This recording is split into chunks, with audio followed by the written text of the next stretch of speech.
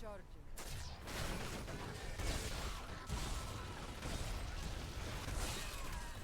You have the gift.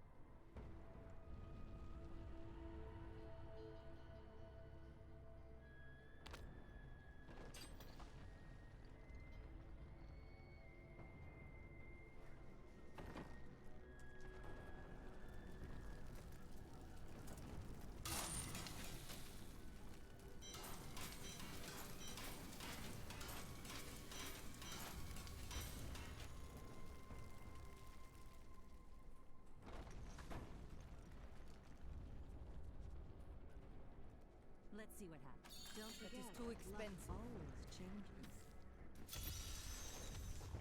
Many left the stool you are now, but few succeeded.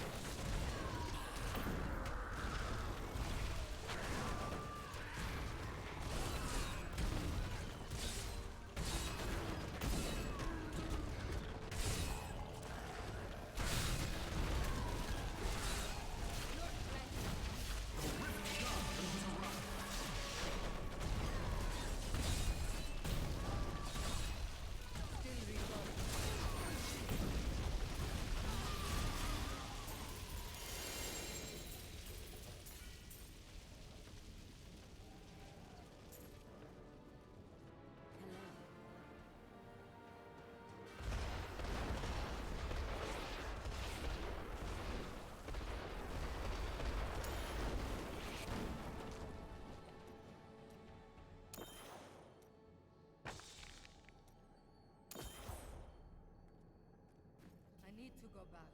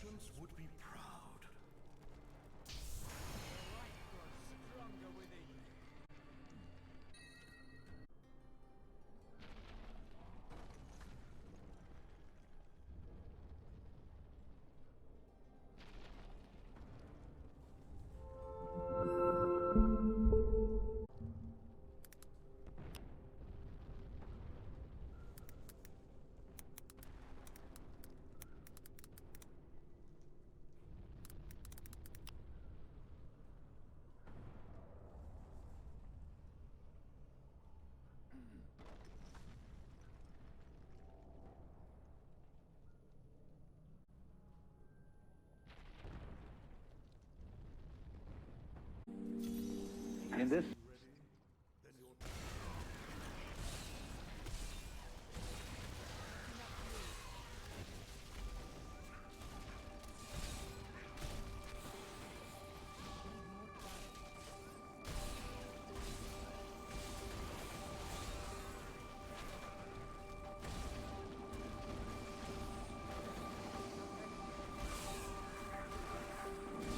we will begin by refreshing memories as to what went before.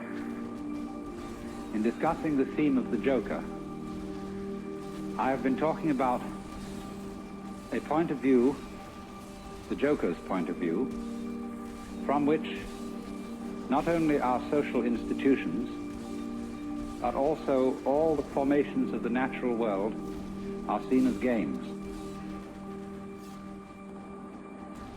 Be careful of the word game.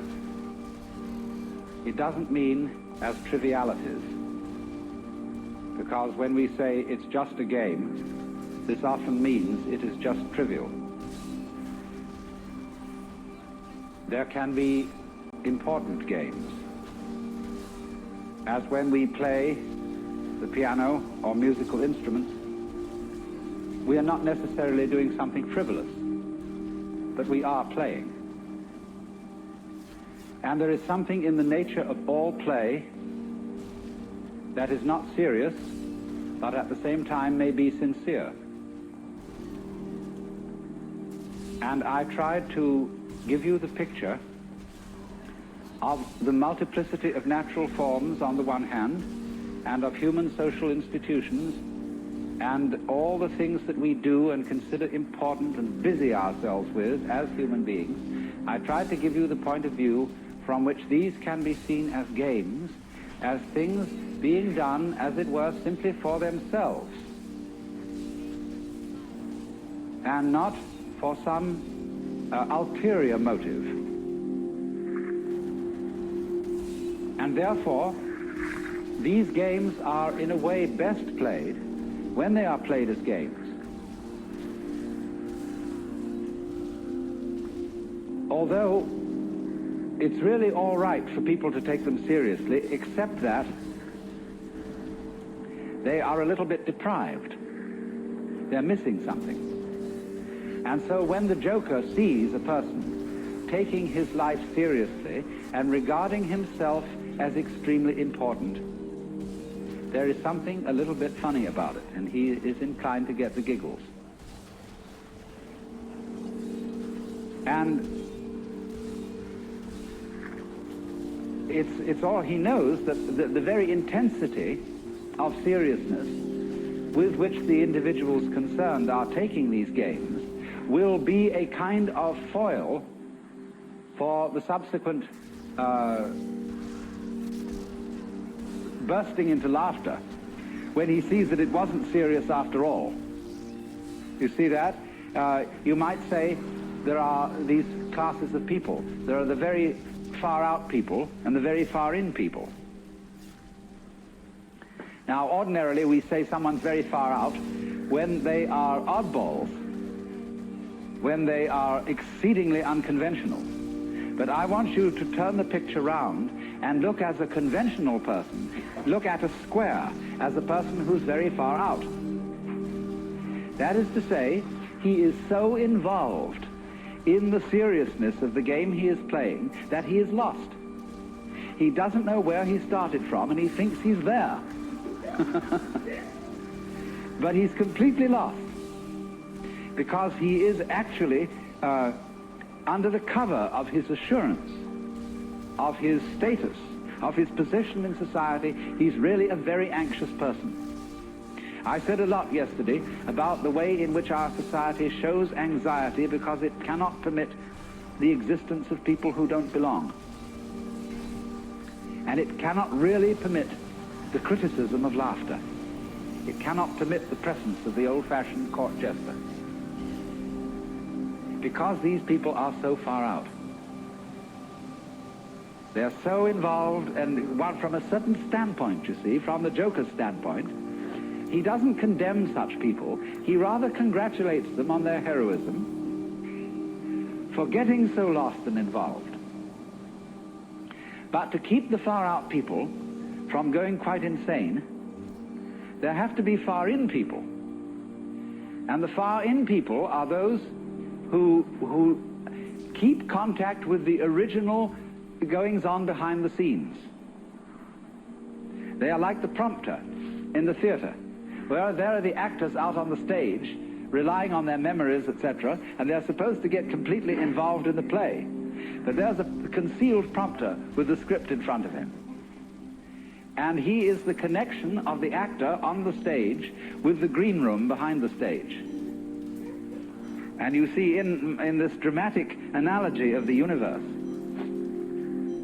the green room is the central point, the still point of the turning world.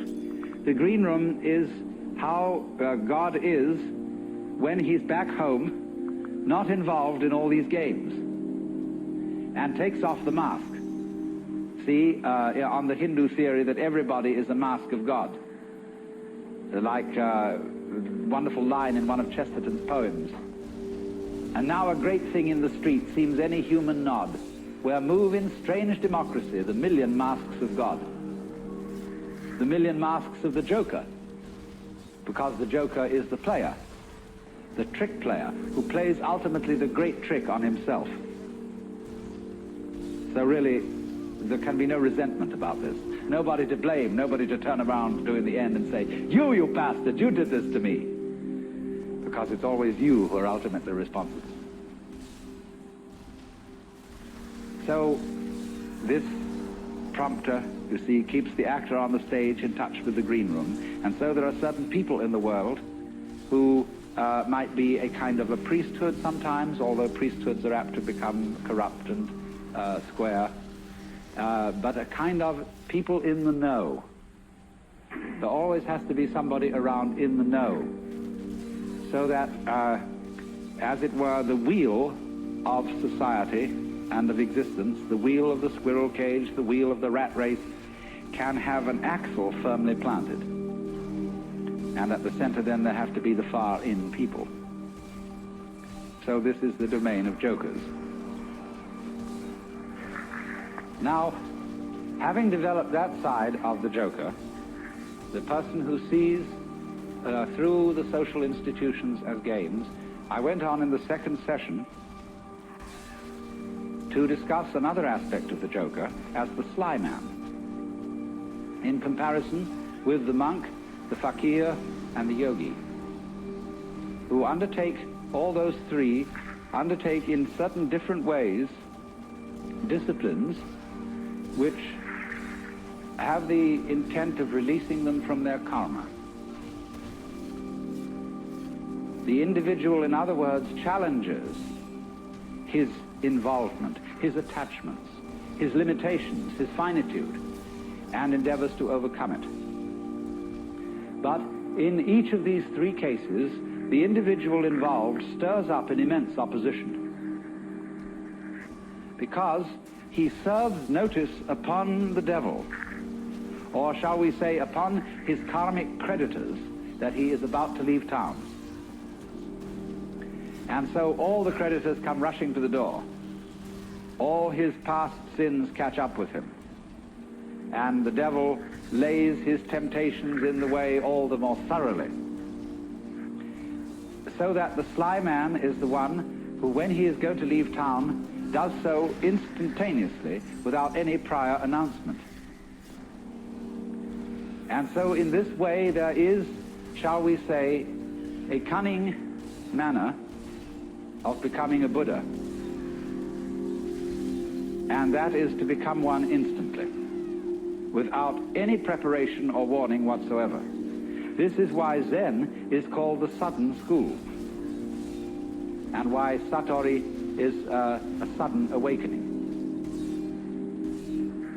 Because it has to be done without the slightest warning. Now, but then I pointed out that the moment you have any idea about doing this, you've already ceased to be sudden. That is to say, the moment you seek for some spiritual attainment, which is becoming a Buddha, becoming awakened, becoming released,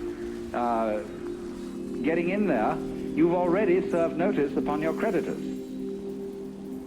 So that somehow or other, you find that you have to do it without intending to do it. And that is a double bind, which you impose upon yourself when you say, I must find a way of doing this spontaneously.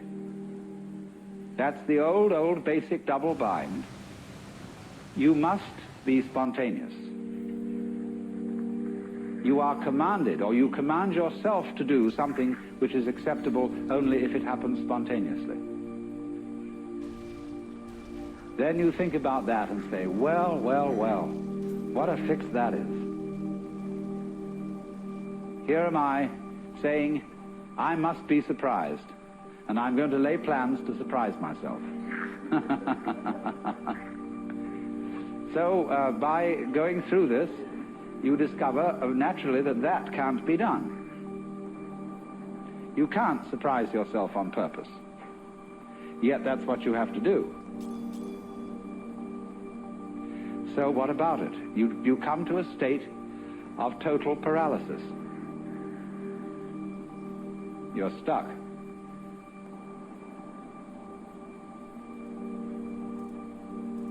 The one thing that is terribly important to be done can't be done. It has to happen. It really does if you're earnest about this. You want to get out of the trap. But you can't do anything about it, either actively or passively.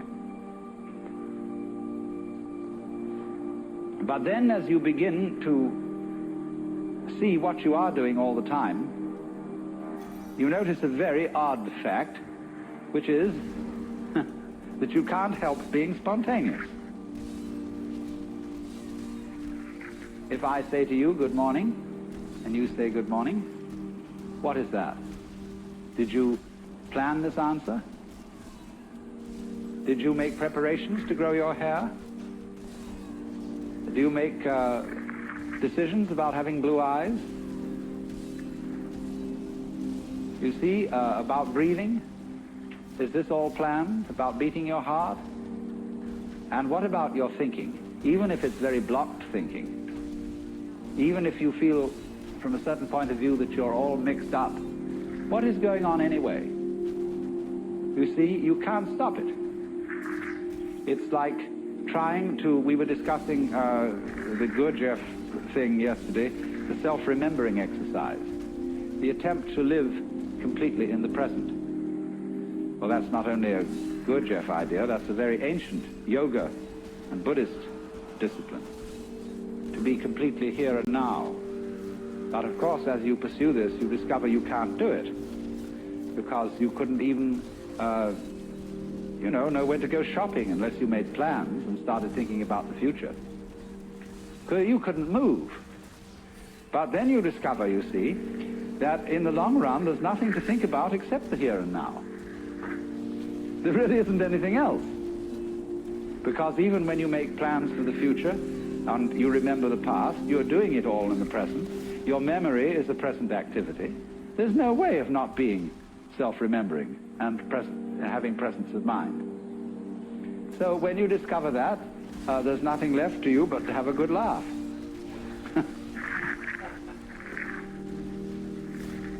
Well, now, I want to develop to a greater extent something I only touched on yesterday afternoon when we were discussing anxiety and laughter and the relationship between the two. I suggested that anxiety and laughter are really the same phenomenon, but seen from different points of view. As we all know, we can have shudders of horror and shudders of delight, tears of grief and tears of joy. And it's the same shudders and the same tears in either case, but they have a completely different meaning. Now, life is a matter of oscillation. Life is vibration. It's the whole time and all the way through. The question is, how are you going to interpret that? Is it tremble, tremble, tremble, Or is it laugh, laugh, laugh? That's the great thing. And sometimes it's one, and sometimes it's the other. So that the whole thing of the Joker is he comes into being, as it were, at the point when the anxiety interpretation of the trembling becomes the laughing interpretation. We were talking about monks who had skulls in their cells to remind them of mortality.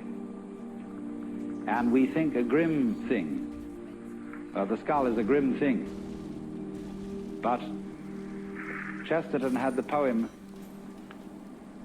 about the skull. Chattering finch and waterfly are not merrier than I.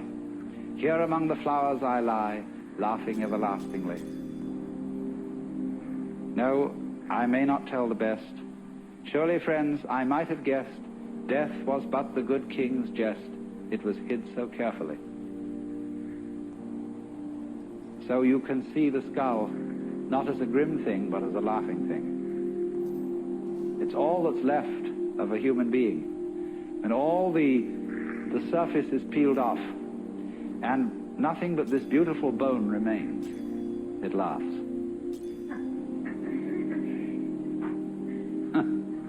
Now why? What is it about death being a jest?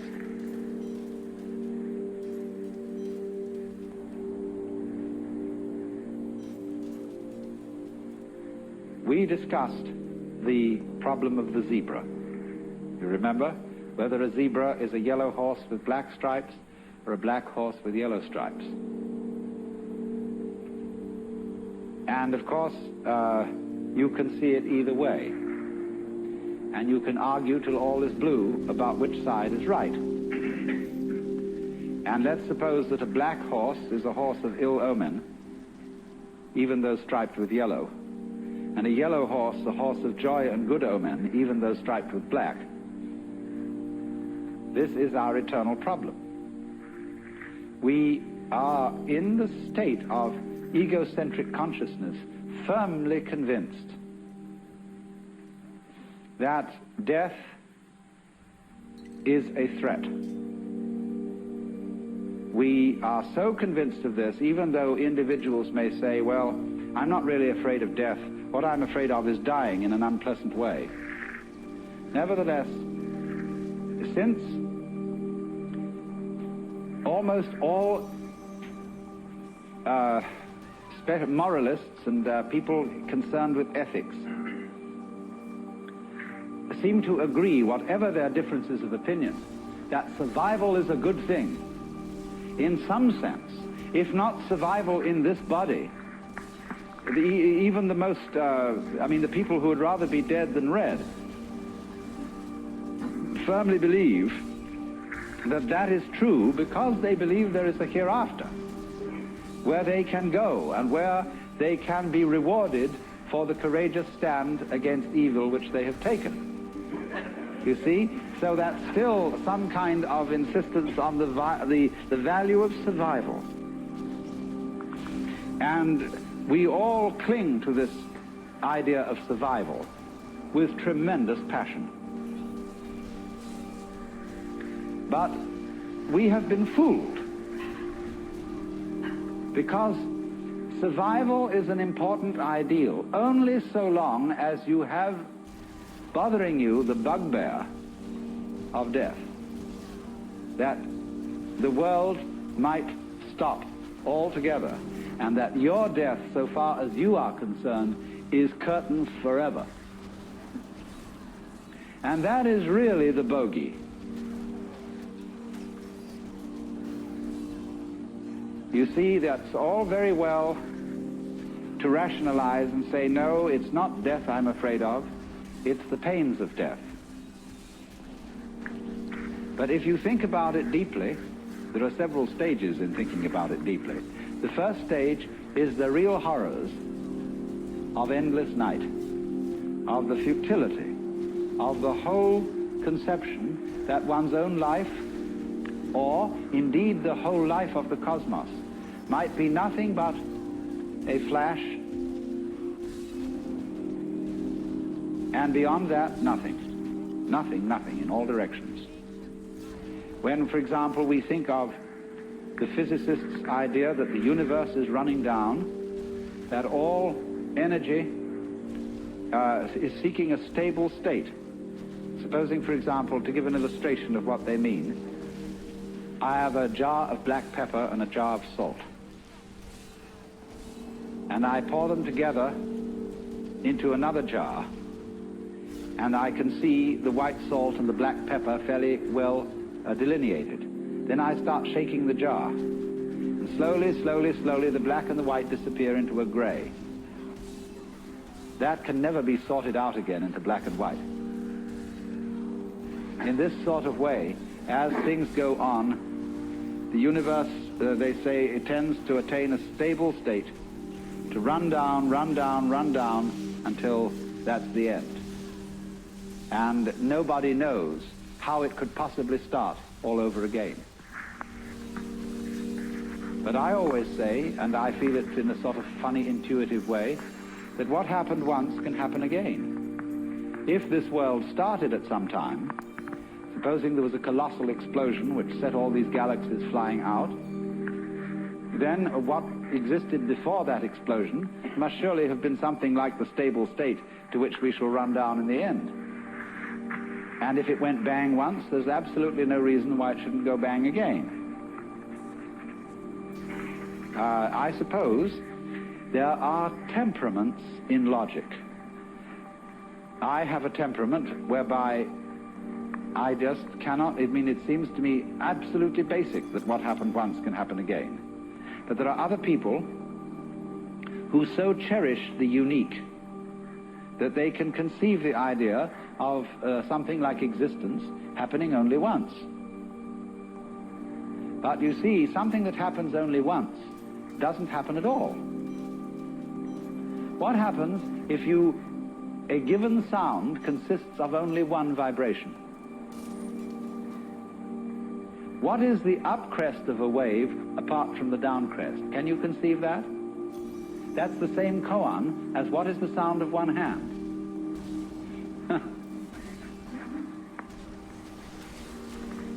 You see, it always takes two. You can't have a purely left-sided person. Imagine. So, in this way, just as you can't have just one vibration, it's like the saying, the greatest strength of mind is to eat one peanut. and so it can hardly be done. So there isn't just one vibration. And a dit but no da sort of thing. You have to have it do more.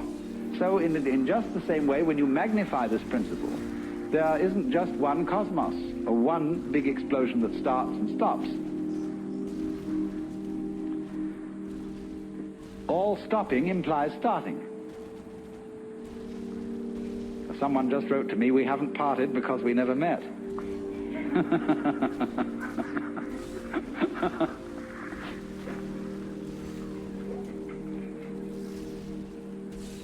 So, the whole point of saying this is the realization that existence is eternal.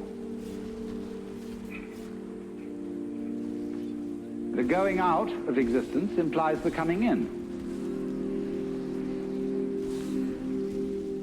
And St. Thomas had some points here when he said,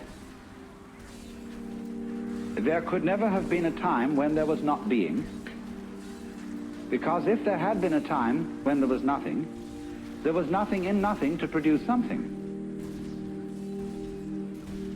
But he didn't quite have the point, because what he didn't see was that nothing is productive in the sense that you can't have nothing without something.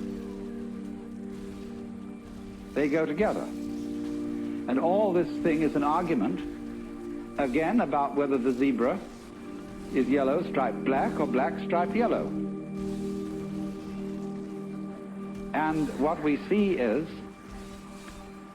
that the black and the yellow, the darkness and the light, are simply two phases of the same. And that realization is exactly what transforms anxiety into laughter. Suddenly to see that you just, after all this anxiety, that you don't have anything to worry about.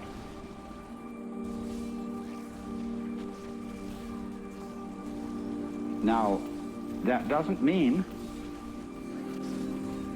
that there will not in our future lie some extremely painful experiences, or experiences that we would ordinarily interpret as horribly painful. We may all die of ghastly diseases, or of radiation burns, or of unimaginable things. But look here. I very briefly touched on pain yesterday and the way pain is interpreted.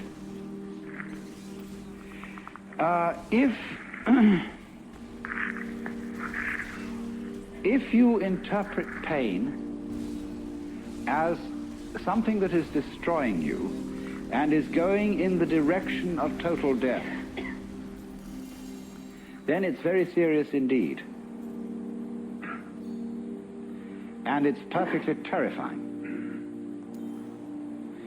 But I've been investigating experiences of people who've undergone torture. I don't know if anybody in this room has. It's always possible.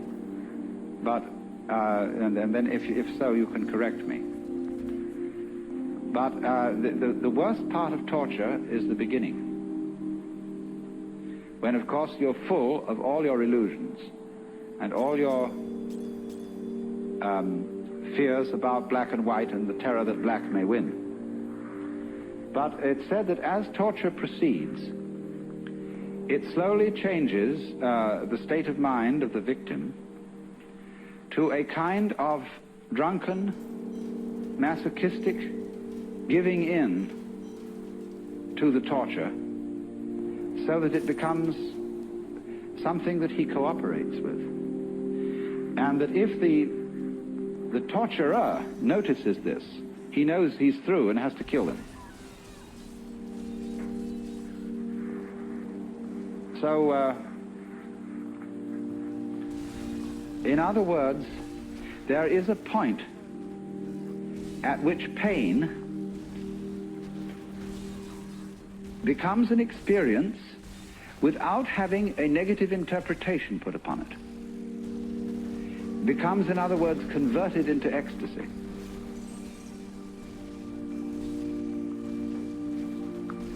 It simply becomes, you see, a way of going through extraordinarily far out sensations which have no meaning.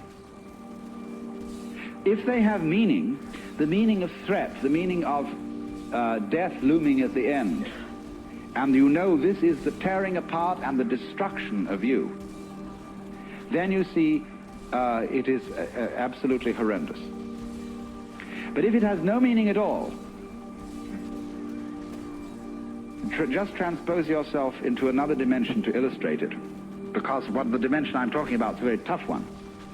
But let's go back to a simpler one. Let's take sounds. Now, if you lie down and listen to all the goings-on in this area, and you will hear planes moving and cars and foghorns and all kinds of crazy sounds, you see, people this way and that, so on. And you can listen to that and find it very interesting, very beautiful.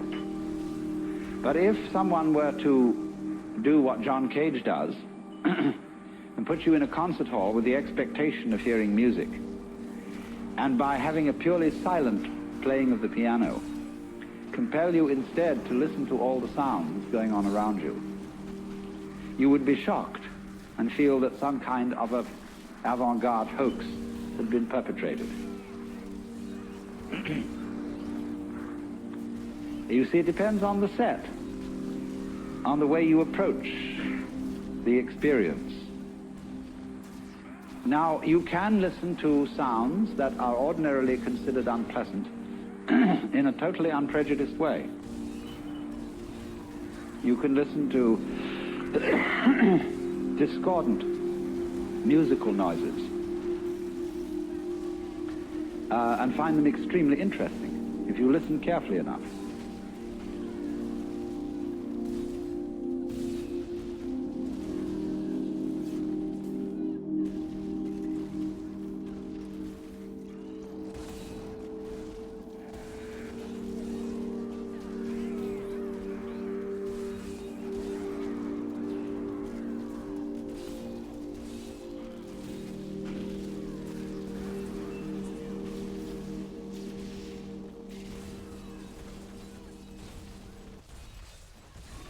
Now, it's amazing what doesn't exist in the real world. For example, in the real world, there aren't any things, nor are there any events. That doesn't mean to say that the real world is a perfectly featureless blank. It means that it is a marvelous system of wiggles in which we descry things and events in the same way as we would project images on a Rorschach blot, or pick out particular groups of stars in the sky and call them constellations, as if they were separate groups of stars. Well, they're groups of stars in the mind's eye, in our system of concepts. They are not out there as constellations already grouped in the sky. So in the same way, the difference between myself and all the rest of the universe is nothing more than an idea. It is not a real difference. And meditation is the way in which we come to feel our basic inseparability from the whole universe. And what that requires is that we shut up. That is to say, that we become interiorly silent and cease from the interminable chatter that goes on inside our skulls. Because, you see, most of us think compulsively all the time. That is to say, we talk to ourselves. And I remember when I was a boy, we had a common saying, talking to yourself is the first sign of madness. Now, obviously, if I talk all the time, I don't hear what anyone else has to say. And so in exactly the same way, if I think all the time, that is to say, if I talk to myself all the time, I don't have anything to think about except thoughts. And therefore I'm living entirely in the world of symbols, and I'm never in relationship with reality. All right, now that's the first basic reason for meditation. But there is another sense, and this is going to be a little bit more difficult to understand, why we could say that meditation doesn't have a reason or doesn't have a purpose. And in this respect, it's unlike almost all other things that we do, except perhaps making music and dancing. Because when we make music, we don't do it in order to reach a certain point, such as the end of the composition. If that were the purpose of music, to get to the end of the piece, then obviously the fastest players would be the best. And so likewise, when we are dancing, we are not aiming to arrive at a particular place on the floor, as we would be if we were taking a journey. When we dance, the journey itself is the point. When we play music, the playing itself is the point. And exactly the same thing is true in meditation. meditation is the discovery that the point of life is always arrived at in the immediate moment. And therefore, if you meditate for an ulterior motive, that is to say, to improve your mind, to improve your character, to be more efficient in life, you've got your eye on the future and you are not meditating. Because the future is a concept. It doesn't exist. As the proverb says, tomorrow never comes. There is no such thing as tomorrow. There never will be, because time is always now. And that's one of the things we discover when we stop talking to ourselves and stop thinking. We find there is only a present, only an eternal now. So it's funny then, isn't it, that one meditates for no reason at all, except we could say for the enjoyment of it. And here I would interpose the essential principle that meditation is supposed to be fun. It's not something you do as a grim duty. The trouble with religion, as we know it, is that it is so mixed up with grim duties. We do it because it's good for you. It's a kind of self-punishment. Well, meditation, when correctly done, has nothing to do with all that. It's a kind of digging the present. It's a kind of grooving with the eternal now. And brings us into a state of peace where we can understand that the point of life, the place where it's at, is simply here and now. The easiest way to get into the meditative state is to begin by listening. If you simply close your eyes and allow yourself to hear all the sounds that are going on around you, just listen to the general hum and buzz of the world as if you were listening to music. Don't try to identify the sounds you're hearing. Don't put names on them. Simply allow them to play with your eardrums. And let them go. In other words, you could put it, let your ears hear whatever they want to hear. Don't judge the sounds.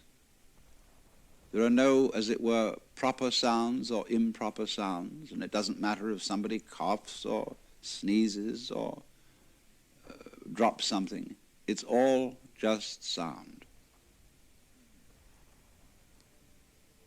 And if I am talking to you right now and you're doing this, I want you to listen to the sound of my voice just as if it were noise.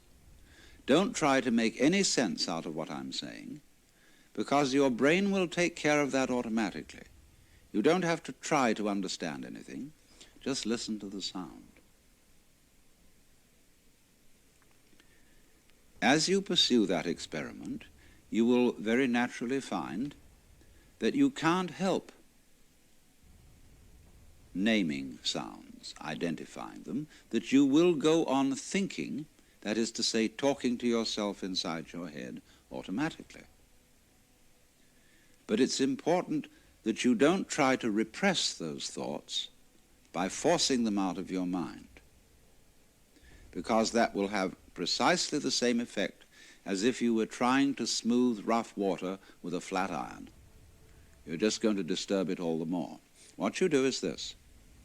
As you hear sounds coming up in your head, thoughts, you simply listen to them as part of the general noise going on, just as you would be listening to the sound of my voice, or just as you would be listening to cars going by or to birds chattering outside the window.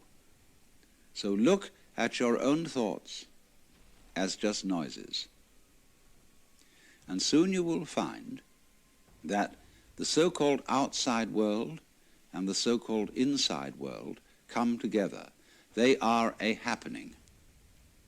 Your thoughts are a happening, just like the sounds going on outside. And everything is simply a happening, and all you're doing is watching it. Now, in this process, another thing that is happening that is very important is that you're breathing. And as you start meditation, you allow your breath to run just as it wills. In other words, don't do at first any breathing exercise, but just watch your breath breathing the way it wants to breathe. And notice a curious thing about this. You say in the ordinary way, I breathe, because you feel that breathing is something that you are doing voluntarily, just in the same way as you might be walking or talking. But you will also notice that when you are not thinking about breathing, your breathing goes on just the same. So the curious thing about breath is that it can be looked at both as a voluntary and an involuntary action. You can feel on the one hand, I am doing it, and on the other hand, it is happening to me. And that is why breathing is a most important part of meditation, because it is going to show you, as you become aware of your breath, that the hard and fast division that we make between what we do on the one hand and what happens to us on the other is arbitrary. So that as you watch your breathing, you will become aware that both the voluntary and the involuntary aspects of your experience are all one happening. Now that may at first seem a little scary, because you may think, well, am I just the puppet of a happening, the mere passive witness of something that's going on completely beyond my control? Or on the other hand, am I really doing everything that's going along? Well, if I were, I should be God. And that would be very embarrassing, because I would be in charge of everything. That would be a terribly responsible position. The truth of the matter, as you will see it, is that both things are true. You can see it that everything is happening to you, and on the other hand, you're doing everything. For example, it's your eyes that are turning the sun into light. It's the nerve ends in your skin that are turning electric vibrations in the air into heat and temperature. It's your eardrums that are turning vibrations in the air into sound, and in that way you are creating the world. But when we're not talking about it, when we're not philosophizing about it, then there is just this happening, this, and we won't give it a name. Because you've got to make a move which will put yourself out of your own control into the control of a better. If you don't believe in the Christian kind of a God, you can believe in the Hindu kind of a God, who is your inner self. You see, you've got a lower self, which you can call your ego. That's that little scoundrelous fellow that's always out for me. But behind the ego, there is the Atman, the inner self, the inward light, as Quakers would call it, the real self, the spirit, which is substantially identical with God. So you've got to meditate in such a way that you identify with your higher self. Now, how do you do that? Well, you start by watching all your thoughts very carefully, watching your feelings, watching your emotions, so that you begin to build up a sense of separation between the watcher and what is watched. so that you are, as it were, no longer carried away by your own stream of consciousness. You remain the witness, impassively, impartially, suspending judgment and watching it all go on.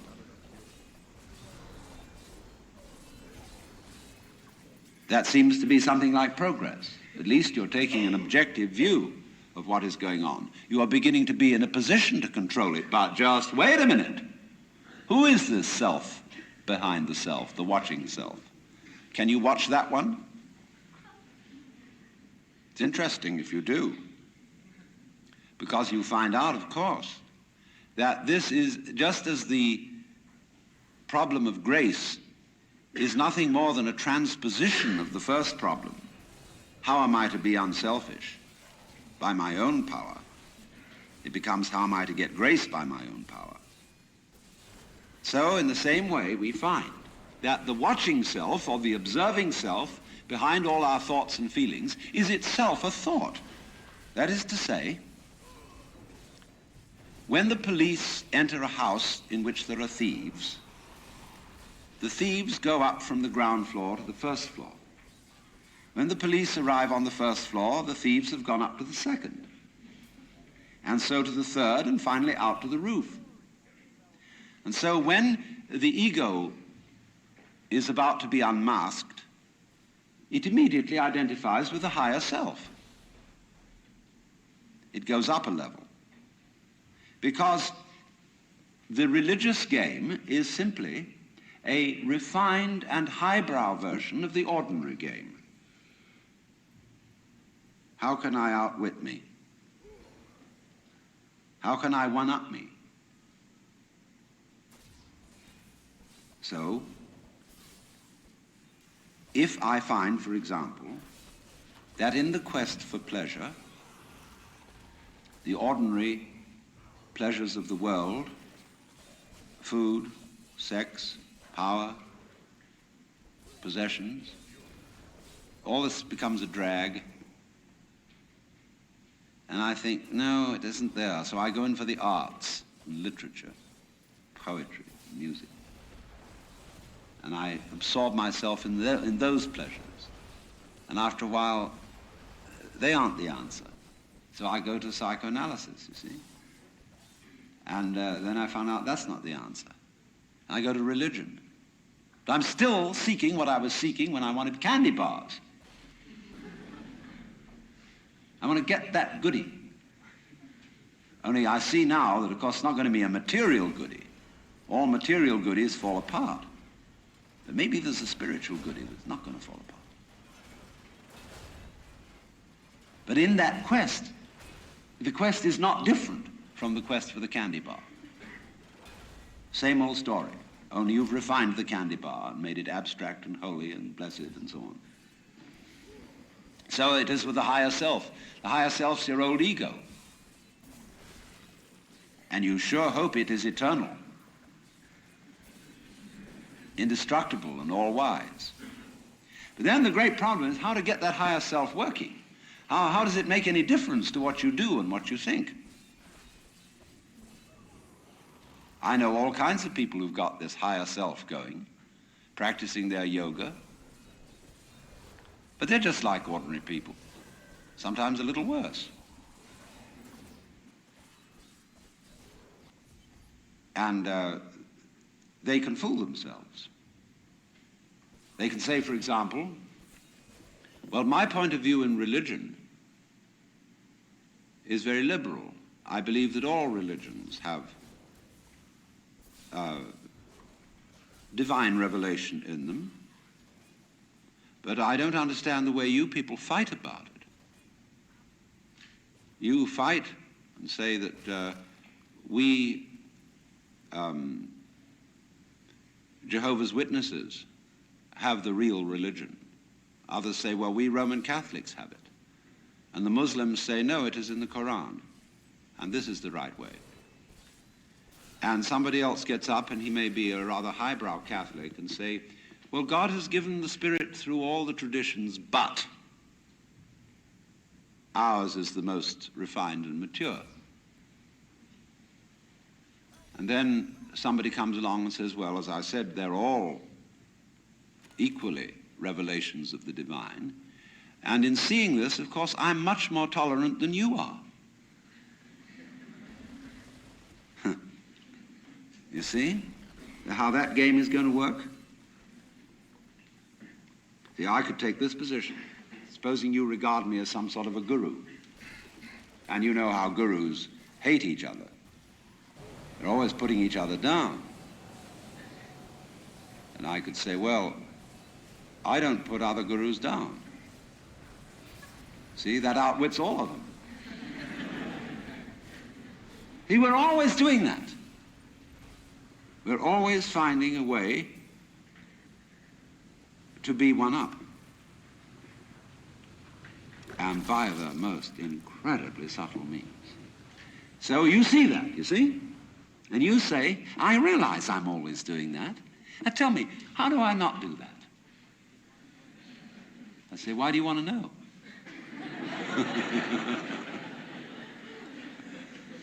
Well, I'd be better that way. Yeah, but why do you want to be better? You see, the reason you want to be better is the reason why you aren't. Shall I put it like that? We aren't better because we want to be. Because the road to hell is paved with good intentions. Because all the do-gooders in the world, whether they're doing good for others or doing it for themselves, are troublemakers. On the basis of kindly let me help you or you'll drown, said the monkey, putting the fish safely up a tree.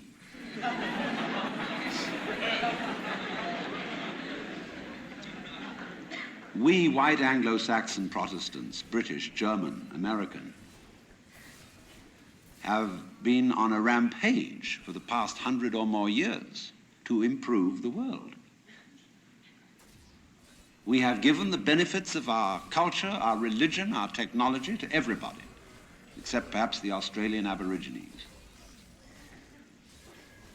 And we have insisted that they receive the benefits of our culture, even our political styles, our democracy. You better be democratic, or we'll shoot you. And having conferred these blessings all over the place, we wonder why everybody hates us. See, because sometimes doing good to others, and even doing good to oneself, is amazingly destructive. Because it's full of conceit. How do you know what's good for other people? How do you know what's good for you? If you say you want to improve, then you ought to know what's good for you. But obviously you don't, because if you did, you would be improved. So we don't know. It's like the problem of geneticists, which they face today. I went to a meeting of geneticists not so long ago where they gathered in a group of philosophers and theologians and said, now look here, we need help. We now are on the verge of figuring out how to breed any kind of human character we would want to have. We can give you saints, philosophers, scientists, great politicians, anything you want. Just tell us, what kind of human beings ought we to breed? So I said, how will those of us who are genetically unregenerate make up our minds what genetically generate people might be?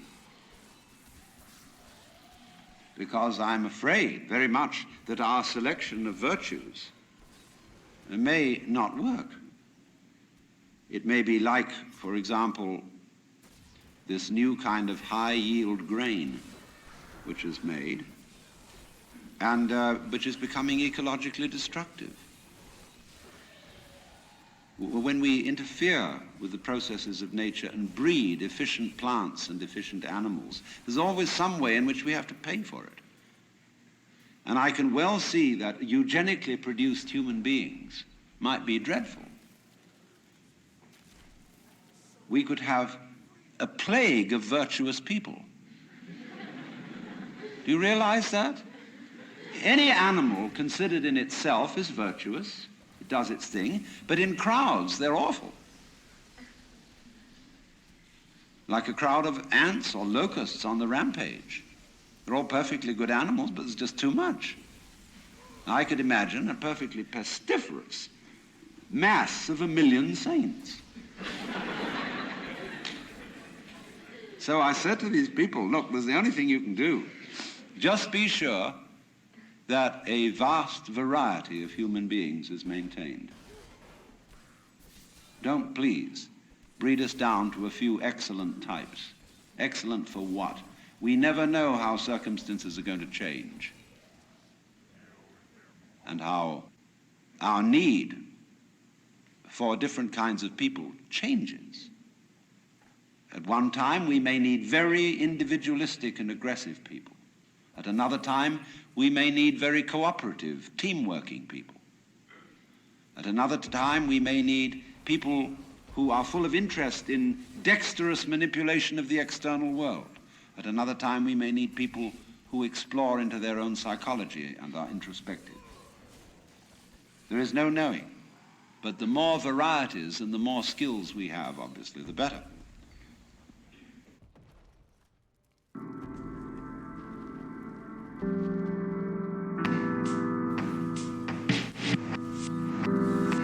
Waking up from the dream,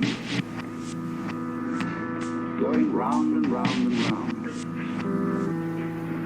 After a while, one's experience begins to have what I would call a haven't we been here before feeling. And then you begin wondering, where am I going? What do I want to happen? And of course, as soon as you ask yourself that, you begin to fantasize. And so I soon found myself at a great push-button place, with buttons available for every conceivable thing I could wish. All possible pleasures are available. You know, you go going like that, and here is Cleopatra. You press this button, a symphonic music. So I simply set myself to thinking through how far we could go. Now, you suddenly notice there's a button labeled surprise. You push that, and here we are.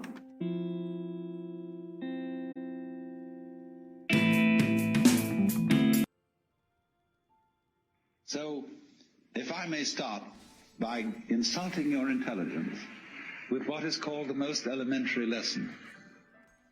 The thing that we should have learned before we learned 1, 2, 3 and ABC, that somehow was overlooked. Now, this lesson is quite simply this, that any experience that we have through our senses, whether of sound or of light or of touch, is a vibration. And a vibration has two aspects, one called on and the other called off. Vibration seems to be propagated in waves, and every wave system has crests and it has troughs. And so life is a system of now you see it, now you don't. And these two aspects always go together. For example, sound is not pure sound. It is a rapid alternation of sound and silence. And that's simply the way things are. Only you must remember that the crest and the trough of a wave are inseparable.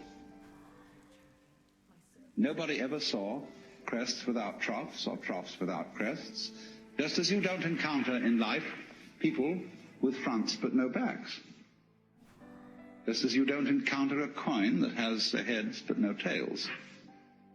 And although the heads and the tails, the fronts and the backs, the positives and the negatives are different, they're at the same time one.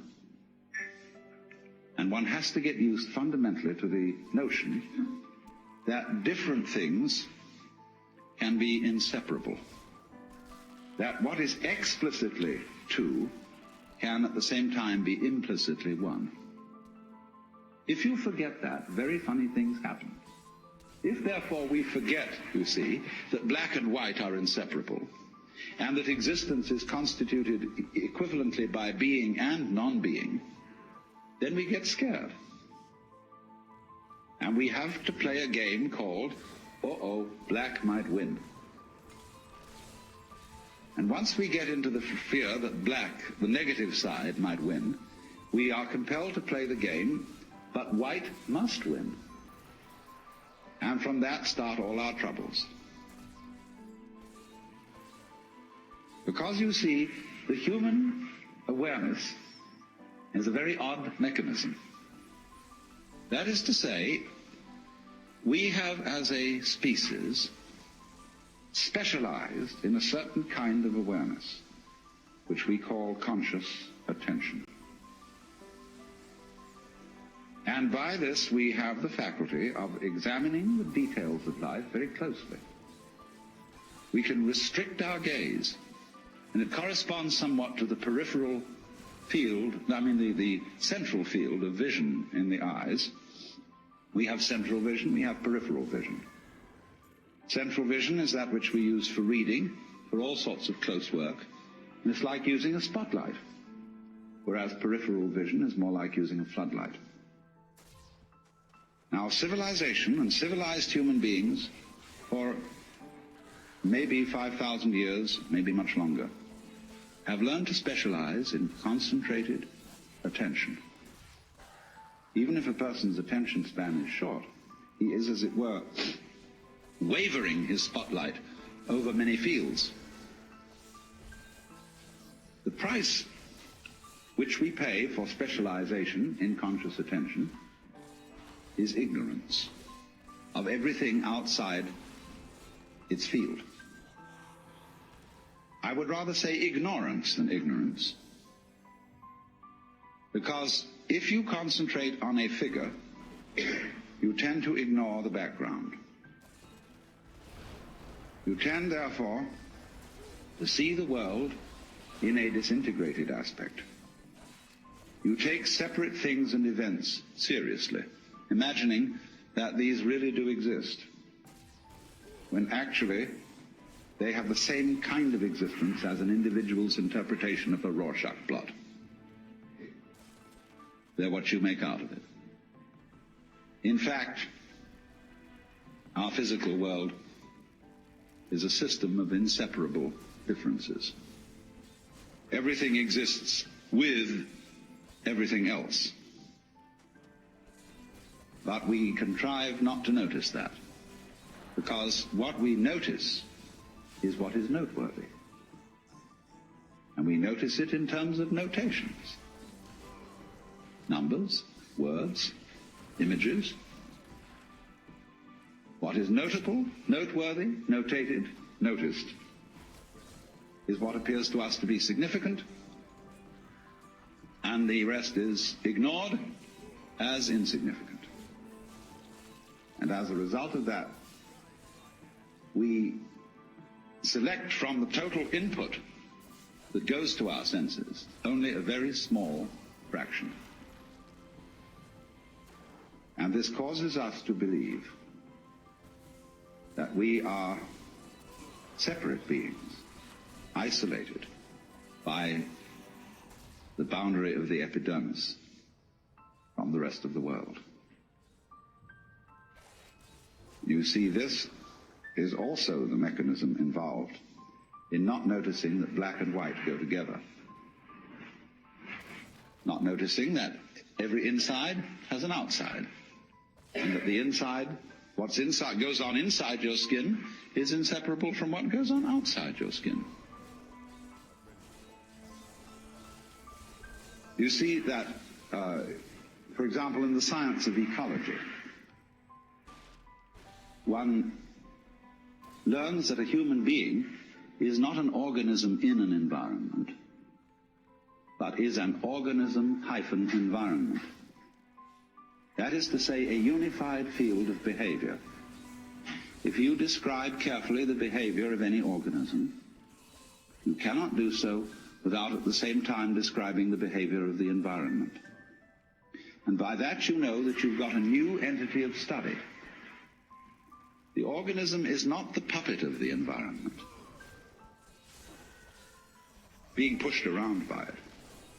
Nor, on the other hand, is the environment, the puppet of the organism, being pushed around by the organism. The relationship between them is, to use John Dewey's word, transactional. A transaction being a situation like buying and selling, in which there is no buying unless somebody sells, and no selling unless somebody buys.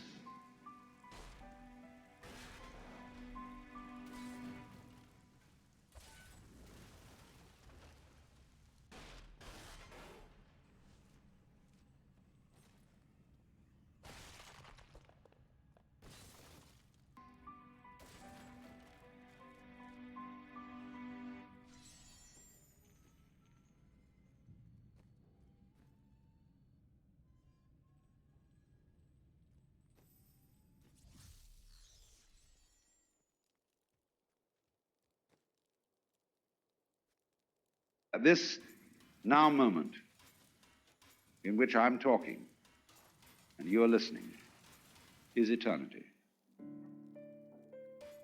That although we have somehow conned ourselves into the notion that this moment is rather ordinary and that we may not feel very well and that we're sort of vaguely frustrated and worried and so on, and that it ought to be changed. This is it. So you don't need to do anything at all. But the difficulty about explaining that is that you mustn't try not to do anything, because that's doing something. And how to explain that? Because there's nothing to explain. It is the way it is now, you see. And if you understand that, it will automatically wake you up. That's why Zen teachers use shock treatment to sometimes why they hit people or shout at them or create a sudden surprise, because it is that jolt that suddenly brings you here. See, there's no road to here because you're already there. And if you ask me, how am I going to get here? It'll be like the famous story of the American tourist in England who asked some yokel the way to Upper Tuddenham, a little village. The yokel scratched his head and he said, "Well, sir, I do know where it is, but if I were you, I wouldn't start from here."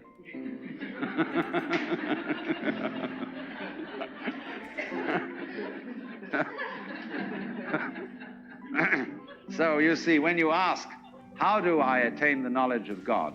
How do I attain nirvana, liberation? All I can say is it's the wrong question. Why do you want to attain it?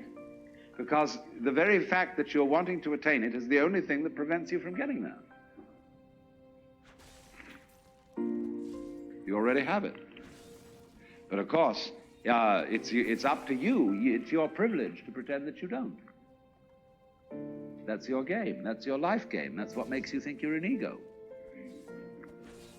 And when you want to wake up, you will. Just like that. If you're not awake, it shows you don't want to. You're still playing the hide part of the game. You're still, as it were, the self, pretending it's not the self. That's what you want to do. So you see, in that way, too, you're already there. When you understand this, a funny thing happens. And some people misinterpret it. You will discover, as this happens, that the distinction between voluntary and involuntary behavior disappears. You will realize that what you describe as things under your own will feel exactly the same as things going on outside you. You watch other people moving and you know you're doing that. Just like you're breathing or circulating your blood. If you don't understand what's going on, you're liable to get crazy at this point and to feel that you are God in the Jehovah sense. To say that you actually have power over other people so that you could alter what they're doing, and that you are omnipotent in a very crude, literal, kind of Bible sense, you see. And a lot of people feel that and they go crazy. They have to put them away. They think they're Jesus Christ and that everybody ought to fall down and worship. That's only they got their wires crossed. They haven't been able to, this experience happened to them, but they don't know how to interpret it. So be careful of that. Jung calls it inflation. People who get the holy man syndrome, that I've suddenly discovered that I'm the Lord and that I'm above good and evil and so on, and that therefore I start giving myself airs and graces. But the point is everybody else is too. If you discover that you're that, then you ought to know that everybody else is.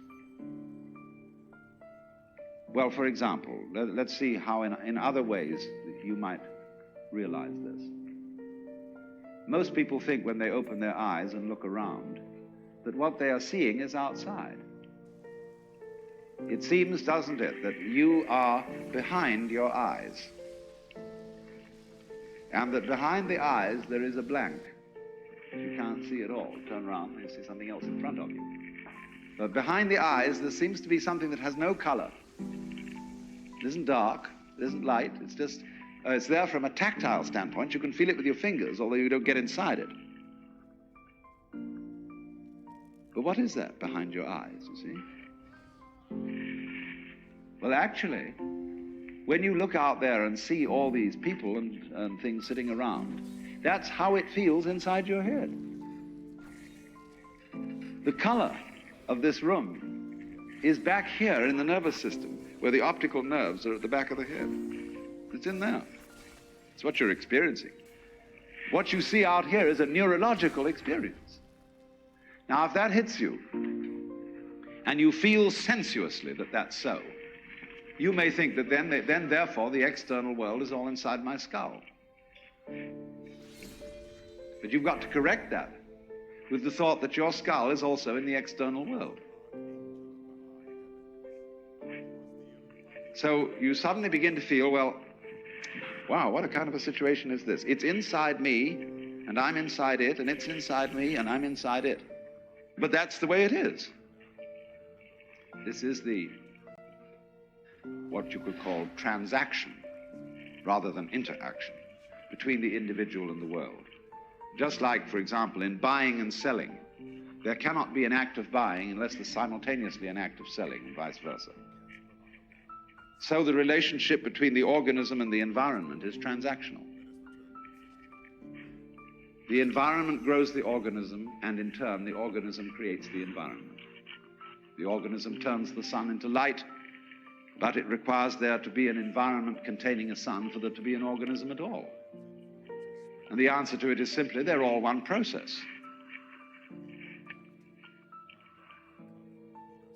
And it isn't that organisms by chance came into this world. Put it rather that this world is the sort of environment which grows organisms. It was that way from the beginning. Just in the same way, the organisms may in time have arrived in the scene or out of the scene later than the beginning of the scene. But from the moment it went bang in the beginning, if that's the way it started, organisms like us sitting here, were involved in it. You see, look here, let's take the propagation of an electric current. I can have an electric current running through a wire that goes all the way around the earth. And here we have our power source, and here we have a switch. All right. Here's the positive pole, here's the negative pole. Now, before that switch closes, the current doesn't exactly behave like water in a pipe. There isn't current here waiting to jump the gap as soon as the switch is closed. The current doesn't even start until the switch is closed from the positive pole. It never starts unless the point of arrival is there. Now, it'll take an interval for that current to get going and circuit if it's going all the way around the Earth. It's a long run. But the finishing point has to be closed before it will even start from the beginning. In a similar way, although in the development of any physical system, there may be billions of years between the creation of the most primitive form of energy and then the arrival of intelligent life. That billions of years is just the same thing as the trip of the current around the wire. It takes a little time. But it's already implied. It takes time for an acorn to turn into an oak. But the oak is already implied in the acorn. And so in any lump of rock floating about in space, there is implicit human intelligence. Sometime, somehow, somewhere. They all go together.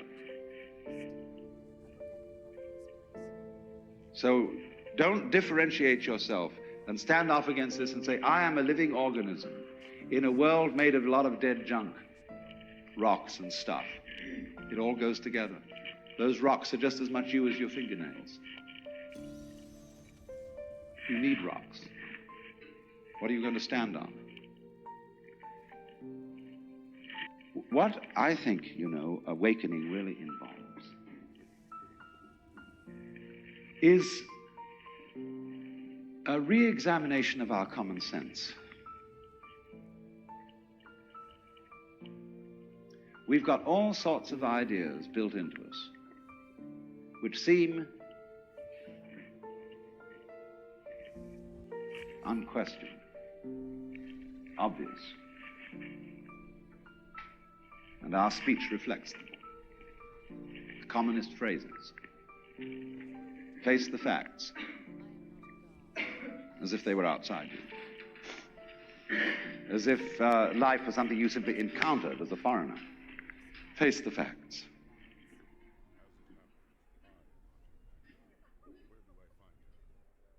Our common sense has been rigged, you see, so that we feel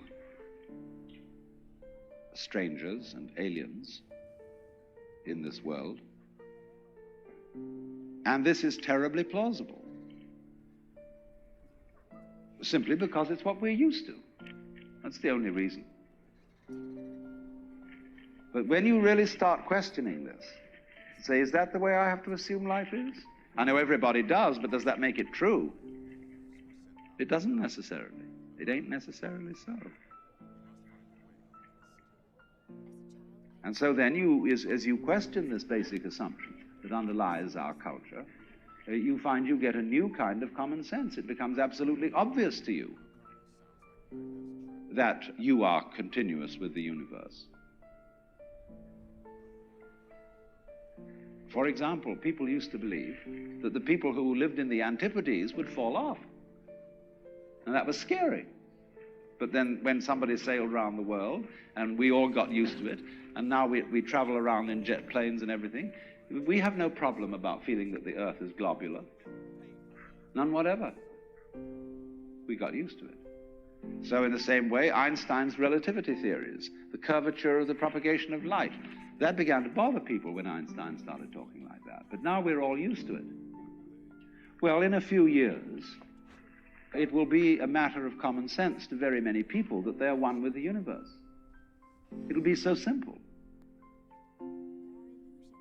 And then maybe, if that happens, we shall be in a position to handle our technology with more sense.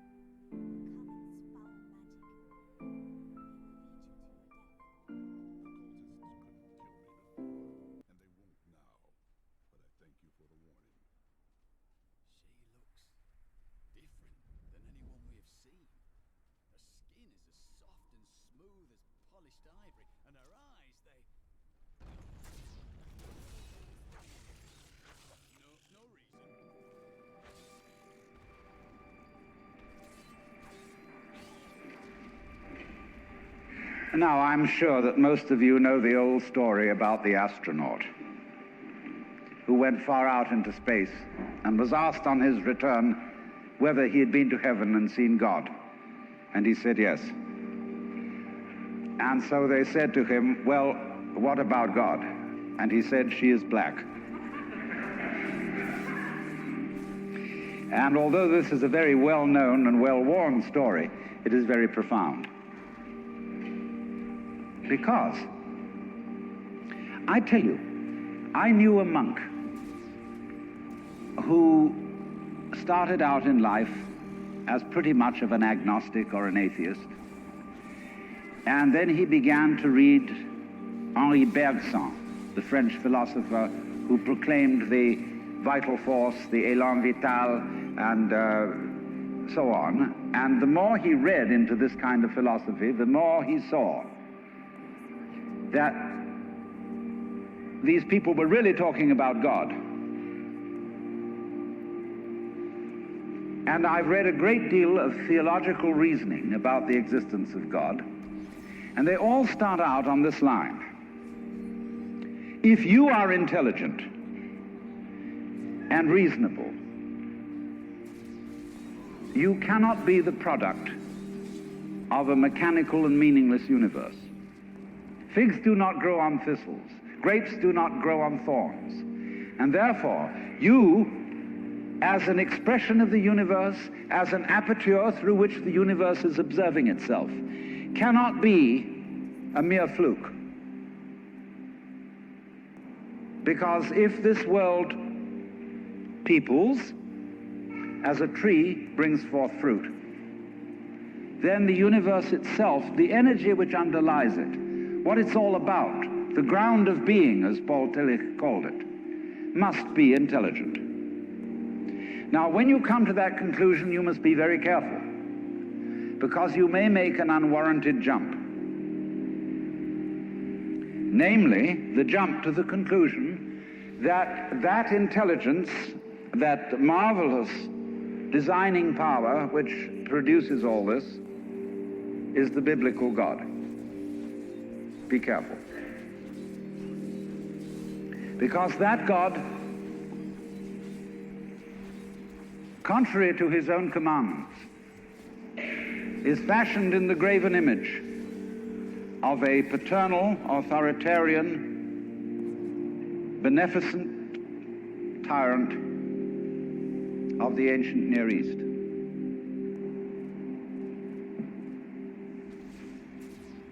And it's very easy to fall into that trap, because it's all prepared, institutionalized in the Roman Catholic Church, in the synagogue, in the Protestant churches, all there ready for you to accept. And by the pressure of social consensus and so on, it is very natural to assume that when somebody uses the word God, it is that father figure which is intended. Because even Jesus used the analogy, the Father, for his experience of God. He had to. There was no other one available to him in his culture. But nowadays, we are in rebellion against the image of the authoritarian father. Especially this should happen in the United States, where it happens that we are a republic and not a monarchy. And if you, as a loyal citizen of this country, think that a republic is the best form of government, you can hardly believe that the universe is a monarchy. But to reject the paternalistic image of God as an idol is not necessarily to be an atheist. Although I have advocated something called atheism in the name of God. That is to say,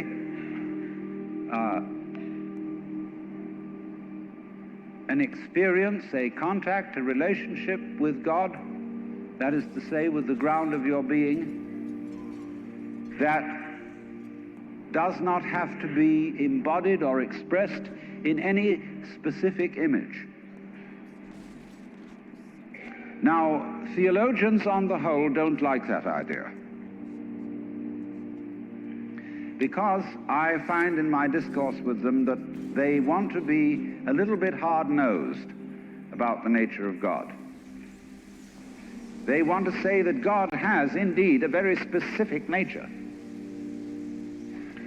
Ethical monotheism means that the governing power of this universe has some extremely definite opinions and rules to which our minds and acts must be conformed. And if you don't watch out, you'll go against the fundamental grain of the universe and be punished in some way. Old-fashionedly, you will burn in the fires of hell forever.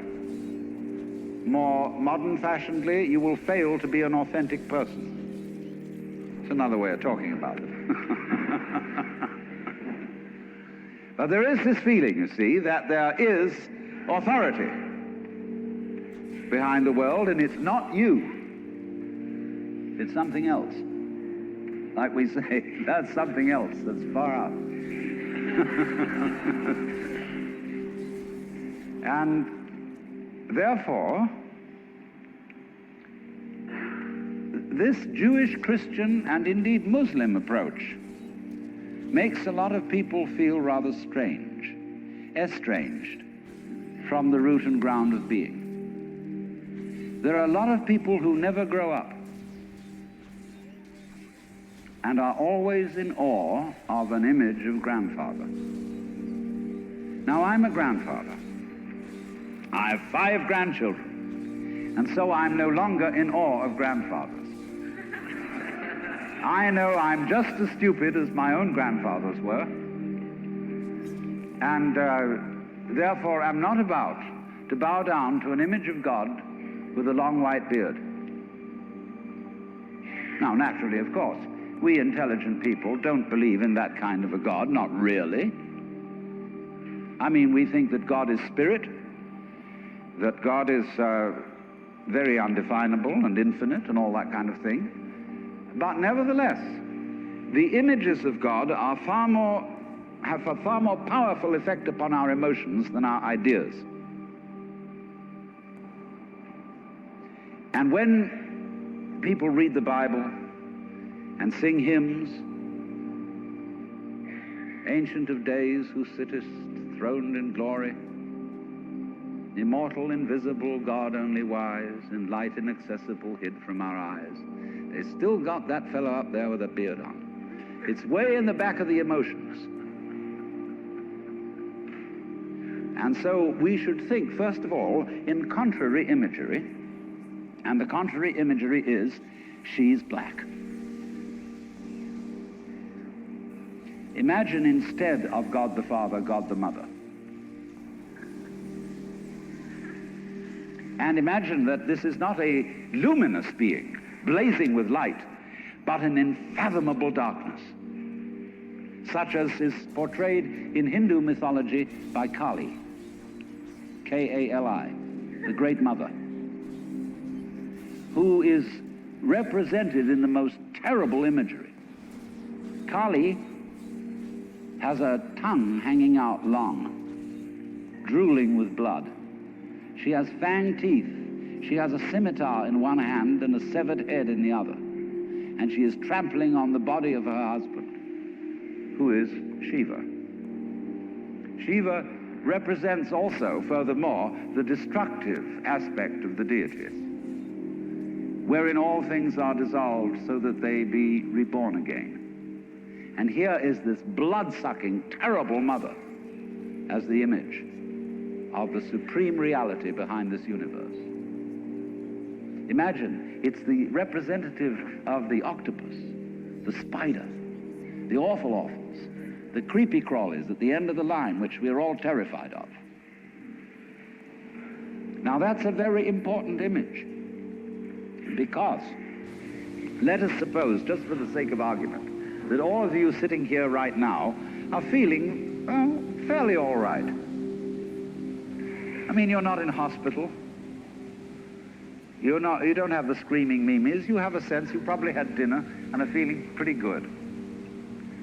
But you know that you feel that you're fairly good because in the background of your minds, very far off in the background of your minds, you've got the sensation of something absolutely ghastly that simply mustn't happen. And so against that which is not happening, and which doesn't necessarily have to happen, but by comparison with that, you feel pretty all right. And that absolutely ghastly thing that mustn't happen at all is Kali. And therefore, at once, we begin to wonder whether the presence of this Kali is not in a way very beneficent. I mean, how would you know that things were good unless there was something that wasn't good at all? Now I'm not putting this forward as a final position. I'm only putting it forward as a variation, as a way of beginning to look at a problem and getting our minds out of their normal ruts. She's black. Well, she, first of all, feminine, represents what is called philosophically the negative principle. Now, of course, people who are women in our culture today and believe in women's lib don't like to be associated with the negative, because the negative has acquired very bad connotations. We say accentuate the positive. Well, that's a purely male chauvinistic attitude. How would you know that you were outstanding unless, by contrast, there was something instanding?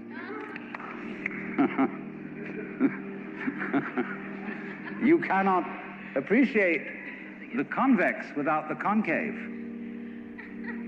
You cannot appreciate the firm without the yielding. And therefore, the so-called negativity of the feminine principle is obviously life-giving and very important. But we live in a culture which doesn't notice it. You see a painting, a drawing of a bird, and you don't notice the white paper underneath it.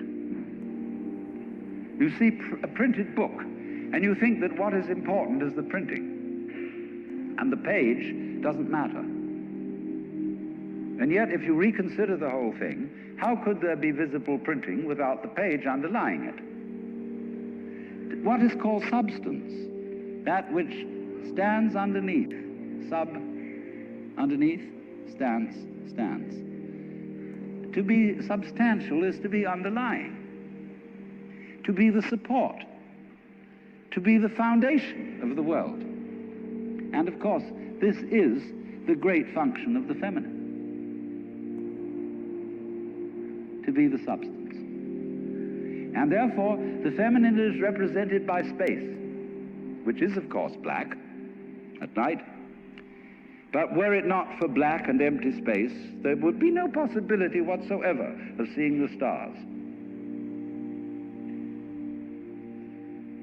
Stars shine out of space, and astronomers, very high-powered astronomers, are beginning to realize that stars are a function of space. Now, that's difficult for our common sense, because we think that space is simply inert nothingness. But we don't realize that space is completely basic to everything. It's like your consciousness. Nobody can imagine what consciousness is. It's the most elusive, whatever it is, that there is at all, because it's the background of everything else that we know. Therefore, we don't really pay much attention to it. We pay attention to the things within the field of consciousness, to the outlines, to the objects, to the so-called things that are in the field of vision, the sounds that are in the field of hearing, and so forth. But what it is that ever it is that embraces all that, we don't pay much attention to it. We can't even think about it. It's like trying to look at your head. You know, you try to look at your head, and what do you find? You don't even find a black blob in the middle of things. You just don't find anything. And yet that is that out of which you see, just as space is that out of which the stars shine. So there's something very queer about all this. That which you can't put your finger on, that which always escapes you, that which is completely elusive, the blank, seems to be absolutely necessary for there to be anything whatsoever. Now let's take this further. Kali also is the principle of death, because she carries a scimitar in one hand and a severed head in the other. Death. This is tremendously important to think about. We put it off. Death is swept under the carpet in our culture. In the hospital, they try to keep you alive as long as possible in utter desperation. They won't tell you that you're going to die. They, when their relatives have to be informed that it's a hopeless case, they say, don't tell this to the patient. And all the relatives come around with hollow grins and say, well, you'll be all right in about a month, and then we'll go and have a holiday somewhere and sit by the sea and listen to the birds and whatnot. And the dying person knows that this is mockery. Well, of course, we've made death howl with all kinds of ghouls. We've invented dreadful afterlives. I mean, the Christian version of heaven is as abominable as the Christian version of hell. I mean, nobody wants to be in church forever. Children are absolutely horrified when they hear these hymns which say, prostrate before thy throne to lie and gaze on thee. They can't imagine what this imagery means. I mean, in a very subtle theological way, I could wangle that statement around to make it extremely profound. I mean, to be prostrate at once and to gaze on the other hand, see, is a coincidentia oppositorum, a coincidence of opposites, which is very, very deep. But to a child, it is a crick in the neck. And that's the sort of imagery we're brought up with. So the idea of what might happen after death, well, you're going to be faced with your judge, the one who knows all about you. This is Big Papa, who knows you were a naughty boy and a very naughty girl, especially girl, from the beginning of things. He's going to look right through to the core of your inauthentic existence. And what kind of heebie-jeebies may come up. Or you may believe in reincarnation, and you think that your next life will be the rewards and the punishments for what you've done in this life. And you know you got away with murder in this life. And the most awful things are going to happen next time around. So you look upon death as a catastrophe. Then there are other people who say, well, when you're dead, you're dead. Just nothing going to happen at all. So what you got to worry about? Well, we don't quite like that idea, because it spooks us. You know, what's it be like to die? To go to sleep and never wake up? Well, a lot of things it's not going to be like. It's not going to be like being buried alive. It's not going to be like being in the darkness forever. I tell you what, it's going to be like as if you never had existed at all. Not only you, but everything else as well. That just there was never anything, and there's no one to regret it. And there's no problem.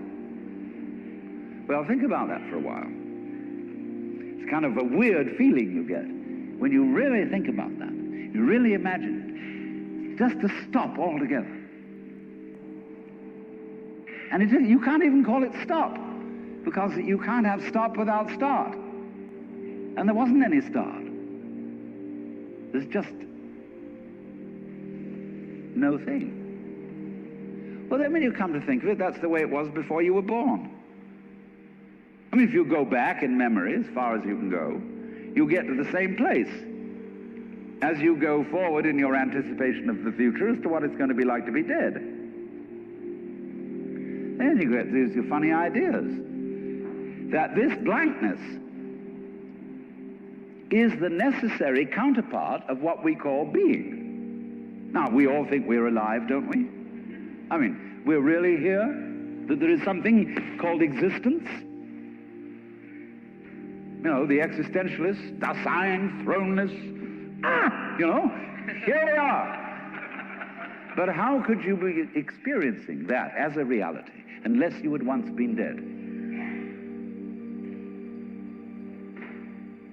What gives us any ghost of a notion that we're here, except by contrast with the fact that we once weren't? And later on won't be. But this thing is a cycle, like positive and negative poles in electricity. So this then is the value of the symbolism of she is black. She, the womb principle, the receptive, the instanding, the void, and the dark. And so that is to come into the presence of the God who has no image. Behind the Father image, behind the Mother image, behind the image of light inaccessible, and behind the image of profound and abysmal darkness, there's something else which we can't conceive at all.